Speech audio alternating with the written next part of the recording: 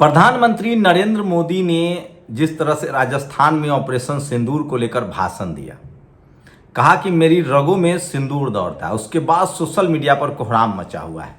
तमाम लोग लिख रहे हैं कि ये तो राजस्थान में है जहां चुनाव भी नहीं है, क्या बिहार में ऑपरेशन सिंदूर का प्रचार प्रसार होगा? क्या बिहार में प्रधानमंत्री नरेंद्र मोदी ऑपरेशन सिंदूर को लेकर राजनीति करेंगे? क्या बिहार में सचमुच ऑपरेशन सिंदूर का असर पड़ेगा?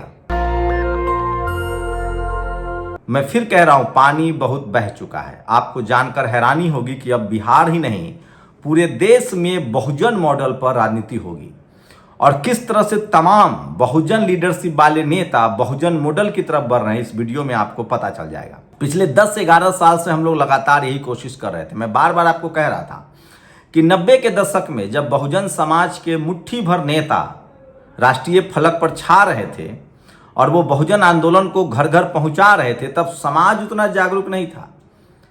लेकिन 2015 के बाद धर्म की राजनीति सवाब पर थी।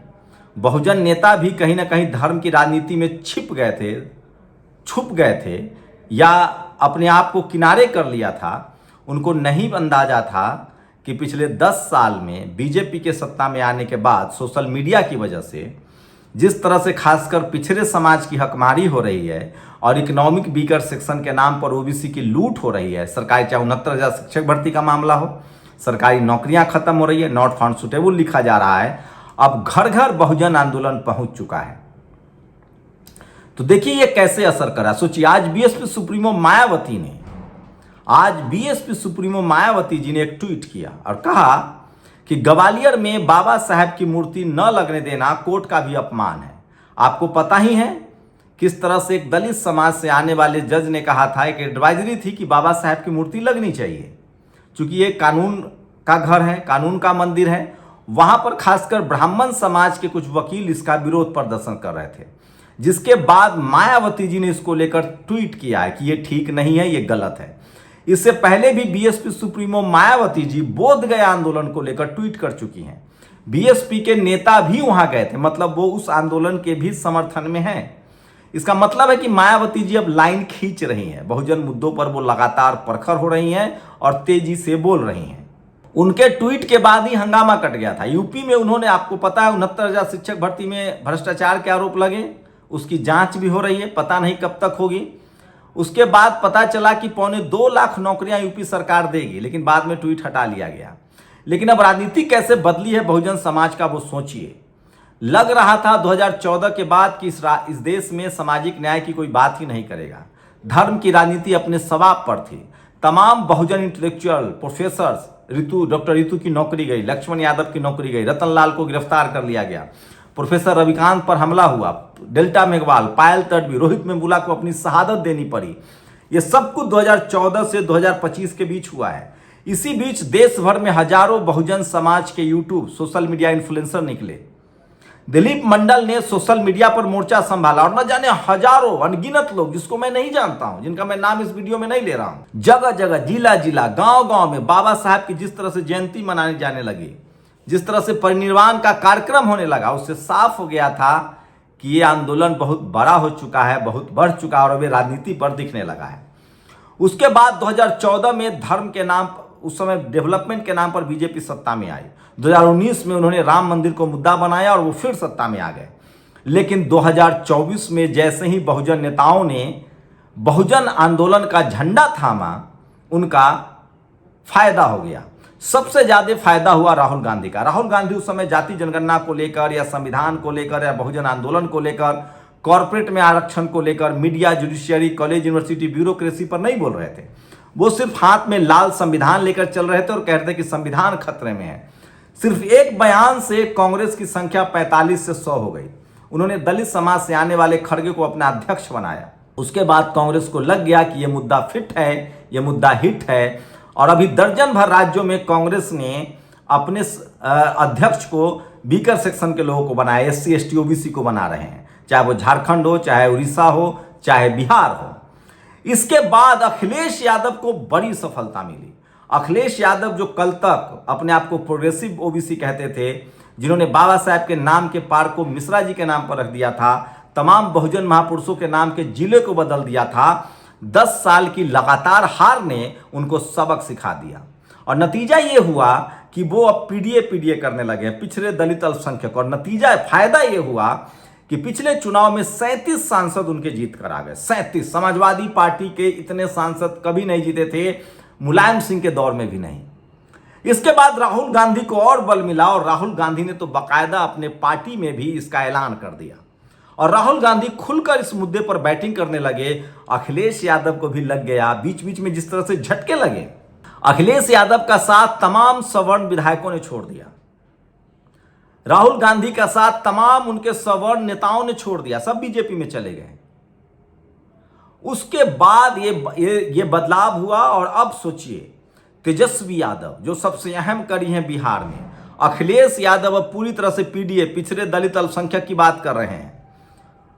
राहुल गांधी देश भर में जाति जनगणना की बात कर रहे हैं, उन्हें तेलंगाना हो या फिर कर्नाटक हो, सब जगह नतीजे आ गए। उसके बाद एक बड़ा बदलाव हुआ अब तेजस्वी यादव में। बिहार का चुनाव है, तेजस्वी यादव पहले A to Z कर रहे थे, सत्ता से बाहर रहे, वो भी 20 सालों से सत्ता से बाहर है, 2-3 बार गठबंधन की वजह से आए हैं। लेकिन अब उनको भी लग गया है कि A to Z करने से बात नहीं बनेगी, सबकी पार्टी माई बाप करने से भी बात नहीं बनेगी, बहुजन आंदोलन के मुद्दे पर आना होगा। और नतीजा है वो आजकल रोज 3 कार्यक्रम कर रहे हैं। जहां भी जातीय हिंसा हो रही है वहां वो जा रहे हैं। ये चंद्रशेखर आजाद के स्टाइल में उन्होंने राजनीति करना शुरू किया है। चंद्रशेखर आजाद का पूरा उभार ही बहुजन मिशन पर हुआ है। चंद्रशेखर आजाद मान्यवर कांसीराम साहब के रास्ते पर चल रहे हैं और जहां जहां जातीय एट्रोसिटी होता है वहां जाते हैं। जहां जहां बहुजन समाज के SC ST OBC के मुद्दे पर वो सबसे बड़ी आवाज बन रहे हैं और ये दिख रहा है। कांग्रेस पूरी तरह से बहुजन राजनीति के आसपास अपनी रणनीति बना रही है। तेजस्वी यादव अब रोज जहां पीड़ित परिवार है वहां जा रहे हैं। ये एक बड़ा बदलाव है। सोचिए, अब इसके साथ एक और बड़ा बदलाव है। मायावती जी अब खुलकर लगातार दलित, पिछड़े, आदिवासी के मुद्दे पर, सामाजिक न्याय के मुद्दे पर पहले वाले तीखे अंदाज में आ रही हैं। लेकिन इससे भी बड़ी बात है, जो बीजेपी के साथ जो नेता, अभी सोचिए यूपी में पंचायत चुनाव होना है, अनुप्रिया पटेल ने बिगल फूंक दिया है। पिछले लोकसभा चुनाव में उनकी पार्टी कमजोर हुई। तो मैं इसलिए बार बार कहता हूं, इंडिया गठबंधन का कारवां बढ़ेगा और ये जो सेना के नाम पर राजनीति की अगर नरेंद्र मोदी सोच रहे हैं तो वो फिलहाल बिहार में फ्लॉप होता जा रहा है। राजनीतिक दबाव में उन्होंने जाति जनगणना की बात कही है। अभी बिहार में लगभग 4 महीना 5 महीना बाकी है। अगर जाति जनगणना का डेडलाइन नहीं दिया गया तो इसको भी लोग सगुफा ही समझेंगे, चाहे वो स्मार्ट सिटी वाला सगुफा हो या 15 लाख वाला सगुफा हो। मीडिया अब चाहेगी भी तो दलित पिछड़े नेताओं को बदनाम नहीं कर सकती। आपने देखा हेमंत सोरेन ने किस तरह से गिरफ्तारी के बाद जब वो वापसी हुई तो उन्होंने तीखे अंदाज में बाबा साहेब को अपनाया और जातिवाद, मनुवाद के खिलाफ बोलना शुरू कर दिया। और अब तो वो नाम भी बदलने लगे हैं बहुजन महापुरुषों के नाम पर, दलित पिछड़े के नाम पर। जेल जाने के बाद मीडिया ने उनकी जिस तरह से किरकिरी की, जिस तरह से उनको आदिवासी और जंगल में रहने वाला बताया गया, उसी वजह से हेमंत सोरेन की सत्ता में वापसी हो गई। इसका मतलब है कि टीवी अखबार जिस बहुजन नेता को बदनाम करने में जुटा है वो सारे के सारे बड़े फलक पर छा रहे हैं। ये तो एक बड़ा बदलाव आया है। उससे भी बड़ा बदलाव, बीजेपी के साथ जो बहुजन लीडरशिप वाले नेता है, अनुप्रिया पटेल ने बगावत कर दी है यूपी में। पंचायत चुनाव वो हो सकता है कि अकेले लड़ जाएं। ऐसे में राजभर और निषाद कब साथ छोड़ जाएंगे इसकी कोई गारंटी नहीं है। बिहार में नीतीश कुमार का दौर लगभग खत्म हो रहा है। नीतीश कुमार अब मुख्यमंत्री रह पाएंगे ये संभव नहीं है। या तो उनके बेटे को राजनीति में आना पड़ेगा या बीजेपी तमाम SC ST OBC नेताओं को तरजीह दे रही है।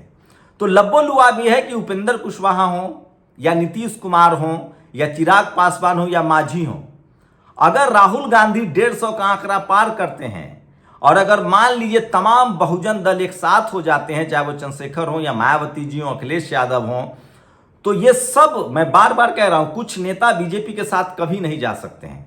वो भले इंडिया गठबंधन में ना हो लेकिन वो बीजेपी के साथ नहीं जा सकते हैं, चाहे वो मायावती जी हो, चाहे चंद्रशेखर हो, चाहे अखिलेश यादव हो, चाहे तेजस्वी यादव हो, चाहे हेमंत सोरेन हो, ये नहीं जा सकते हैं। हाँ, बीजेपी का कुनबा टूट सकता है क्योंकि जो लोग बीजेपी के साथ हैं, बहुजन लीडरशिप वाली पार्टियां, उनको पता है कि जब बीजेपी का ग्राफ गिरेगा तो हमारा कोई नाम लेने वाला भी नहीं बचेगा और देर सवेर वो विपक्ष खेमे में आ सकते हैं। और इसीलिए मैं कह रहा हूं कि ऑपरेशन सिंदूर बिहार में नहीं चलेगा।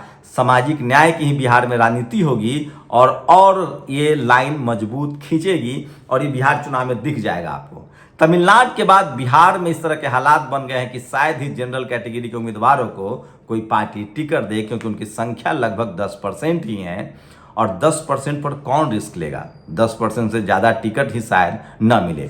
दूसरा फॉर्मूले पर ही बात हो रहा है, जिस तरह से बीजेपी 15 से 17% मुसलमानों को दरकिनार करके धर्म का पोलराइजेशन कर रही है, धर्म के नाम पर वोट लेती है। हो सकता है कि तमाम बहुजन दल या विपक्षी गठबंधन सामाजिक न्याय के पोलराइजेशन के लिए, सोशल जस्टिस के पोलराइजेशन के लिए जनरल कैटेगरी को टिकट ही न दे।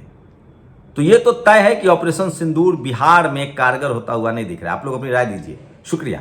दस्तक की आपसे गुजारिश है कि अगर इसको बचाना चाहते हैं तो नेशनल दस्तक को सब्सक्राइब करने के लिए रेड कलर के सब्सक्राइब बटन को दबाएं, फिर बेल आइकन की घंटी दबाएं। नेशनल दस्तक को बचाने के लिए बहुत जरूरी है कि हर खबर को शेयर करें, लाइक करें, कमेंट जरूर करें।